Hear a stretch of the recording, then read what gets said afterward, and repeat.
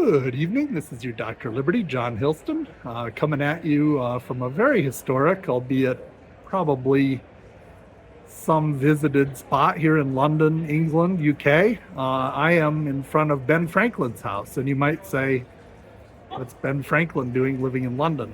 So from 1757 until 1775, Franklin lived in this place, and in fact, it's the only house that he lived in that still stands. Unfortunately, his place in Philadelphia fell into disrepair and is no longer there except for the foundation.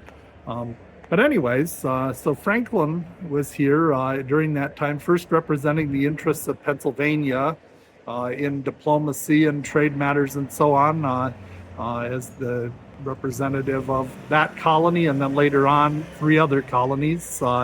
Guess they liked the job he was doing. Anyways, Ben was very crafty. But yeah, he was off and on here for a very long time, and that's kind of an underreported part of the American founding, is how critical diplomacy was. Of course, Franklin left in 1775, at least in part because the American Revolution starts that year, even though Declaration is declared in 1776. But anyway, and of course I'm on a live street, and there's a pub nearby, but we'll deal with whatever fun distractions as they come.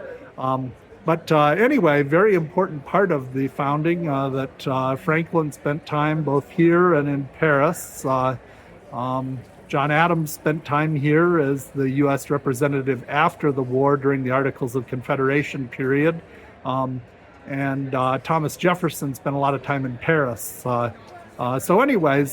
important part of the, and maybe underreported part of the founding, was that diplomacy, both building the trade ties with the British, before, I guess, sustaining them before, and then after the war, of course, very importantly, repairing those ties. And then obviously the other guy, John Adams, I think I mentioned him, lived in the Mayfair section, was one of the richest, fanciest parts of London nowadays. This is where Franklin lived off and on for a number of years. Only house of his that still stands.